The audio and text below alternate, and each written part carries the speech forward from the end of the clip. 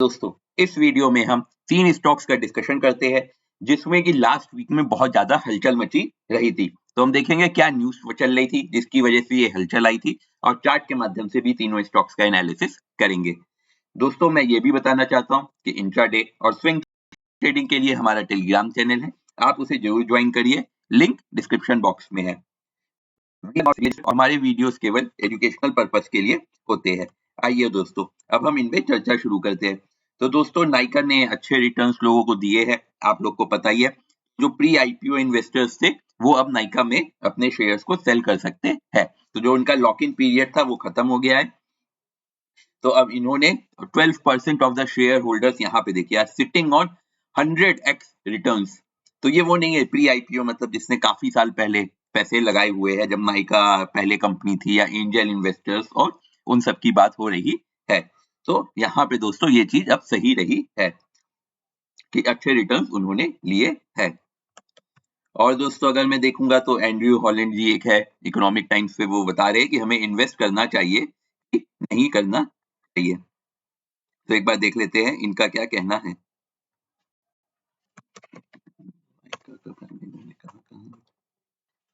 Very closely ये देखेंगे कि उनका बिजनेस मॉडल क्या कर रहा है और क्या वो कंटिन्यू ग्रो करेंगे कि नहीं करेंगे। और अगर वो कंटिन्यू ग्रो करते रहेंगे तो आप इसमें इन्वेस्ट कर सकते हैं क्योंकि इंडस्ट्री काफी ज्यादा बड़ी है। तो ये सारी चीजें उन्होंने कहा है एग्जैक्ट। तो यहाँ पे देखिए मेन इन्होंने यही कहा है कि यूएस का जो इन्फ्लेशन डेटा है वो काफी पॉजिटिव रहा है, तो उसका इम्पैक्ट भी मार्केट पे पड़ेगा और मार्केट और आगे जा सकती है। साथ ही इनके लिए कहा है कि अगर वो तो यहाँ पे देखिए वो अभी तक बचे हुए हैं ऐसे कम्पिटिटिव मॉडल में, और अगर आगे चल के वो ग्रो करे तो ये बहुत बड़ी इंडस्ट्री हो सकती है और पैसा कमाने का अच्छा तरीका हो सकता है। तो अगर आप इनमें बहुत ज्यादा बिलीव करते हैं तो थोड़ा बहुत पैसा लगा के आप इसमें ट्राई कर सकते हैं। और मैं देखूं दोस्तों तो यहाँ पे आप लोग को पता होगा कि यहाँ पे देखिए लास्ट वीक में लास्ट जो ट्रेडिंग डे था उसमें यहाँ पे देखिए कितने भयंकर शेयर्स में ट्रेडिंग हुई थी। 4.6 करोड़ में शेयर की ट्रेडिंग हुई थी। डिलीवरी परसेंटेज अभी स्टॉक भी हमारा बहुत ज्यादा उस दिन भागा था, यहाँ पे देखिए 10% से ज्यादा भागा था और 13% का डिलीवरी रहा।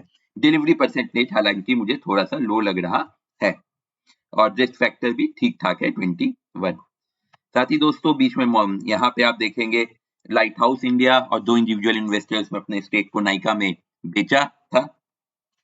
यहाँ और यहाँ पे आप अगर देखेंगे दो लोगों ने बेचा और मॉर्गन स्टैनली ने 153 करोड़ का बिजनेस या इसमें पैसा इन्वेस्ट किया। और ये न्यूज आने के बाद नाइका की तेजी अच्छी हमें देखने को मिल रही है। उसका रीजन क्या था कि इन्वेस्टमेंट कई लग रहे थे क्योंकि नाइका बीच में आप लोग को पता है कि बहुत ज्यादा गिर रहा था। तो इन्होंने कोशिश की थी कि गिरती प्राइस को रोकने के लिए इन्होंने क्या किया था, बोनस शेयर्स की अनाउंसमेंट कर दी थी और उसकी वजह से स्टॉक में हमें थोड़ा सा स्टेबिलिटी और राइज भी देखने को मिली थी। यहाँ पे देखिए लॉक इन पीरियड 10 नवंबर को खत्म हुआ, तो कंपनी ने क्या किया कि लॉक इन पीरियड के लोग एकदम से बेच के ना निकले, बोनस डेट को बोनस शेयर की एक्स डेट भी फिक्स कर दी थी। तो ये थोड़ी सी कंपनी चालाकी करती है प्राइस को रोकने के लिए, वो इनके केस में वर्क कर गया। तो ये चीजें थी दोस्तों। साथ ही दोस्तों नाइका ने कुछ अनाउंसमेंट की थी कि ये vision for a pipeline style business जो इनका पूरा मॉडल है वो कितना सही है। तो उसमें एचडीएफसी ने थोड़ी एनालिसिस की थी कि नाइका ऐसा प्लेटफॉर्म नहीं है और इनके जो non linear sources of income है वो लिमिटेड रहेंगे। फैशन बिजनेस जो है वो इनके लिए क्यों फेस्टिव ईयर के बाद भी उतना अच्छा नहीं रहा है, तो लोगों ने काफी पैसा भी लगाया दिवाली और इन सब के वजह से इन्वेस्ट लोगों ने शॉपिंग की, बट इनके रिजल्ट्स उतने अच्छे नहीं रहेंगे। तो इस वजह से दोस्तों यहाँ पे एनालिस्ट स्पेशली एफडी सिक्योरिटीज इसमें बहुत ज्यादा बुलिश नहीं है। चार्ट पे हम देख लेते हैं दोस्तों, तो यहाँ पे मैं थोड़ा सा एक बार इसका लॉन्ग टर्म का चार्ट दिखा देता हूँ। तो यहाँ पे अगर आप देखेंगे तो नाइका एक टाइम सारे ये प्राइसेस एडजस्टेड है, तो 440 का बीच में हाई भी बनाया था, फिर एक यहाँ पे आधा भी हो चुका था, 160 तक गया था पिछले 2 दिनों में। हालांकि अच्छी रही है जब से इसकी न्यूज आई है कि मॉर्गन स्टैनली इसमें पैसा खरीद रहा है। अब दोस्तों इस स्टॉक में आपको क्या करना है, मैं वापस आ जाता हूँ थोड़े से शॉर्ट टर्म चार्ट पे। तो यहाँ पे देखिए दोस्तों स्टॉक का जो आप अपर टारगेट फिक्स कर सकते हैं वो 260 के पास का मीन टाइम के लिए फिक्स कर सकते हैं, और जो आप लोग को स्टॉप लॉस लगाना है वो 185 का। तो 185 का स्टॉप लॉस और 260 का टारगेट। 220 रुपीज के ऊपर इसमें फिर से हमें ब्रेकआउट देखने को मिलेगा।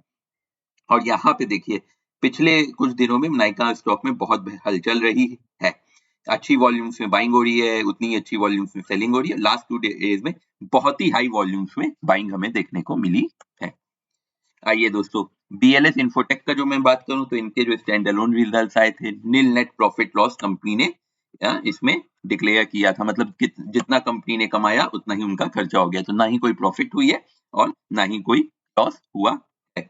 सेल्स इनकी बहुत ज्यादा बढ़ गई थी, 0.01 करोड़ से बढ़ के 0.08 करोड़ पहुंच गई थी, तो 700% की ग्रोथ ऑन पेपर्स कंपनी ने दिखाई थी।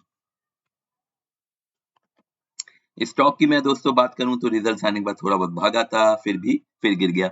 और ये देखिए स्टॉक, ये भी एक पेनी स्टॉक का एग्जांपल है, 8-9 रुपए तक गया है, फिर 2-2.5 रुपए तक। तो इस टाइप के दोस्तों स्टॉक में जो इसका रिसेंट का लो है यहाँ पे मान लीजिए, तो आप इसमें 2.5 रुपए का 2.5 रुपए का स्टॉप लॉस लगाइए, जो प्रेजेंट प्राइस से 1 रुपए कम होगा।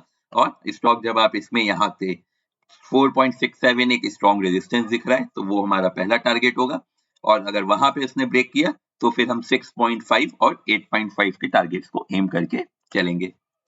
सेवेंट टेक्नोलॉजीज की मैं बात करूं दोस्तों, तो ये स्टॉक ऐसे तो बहुत ज्यादा हाईलाइट में आता नहीं है, बट पिछले वीक में इसमें हैवी वॉल्यूम्स में ट्रेडिंग हुई थी।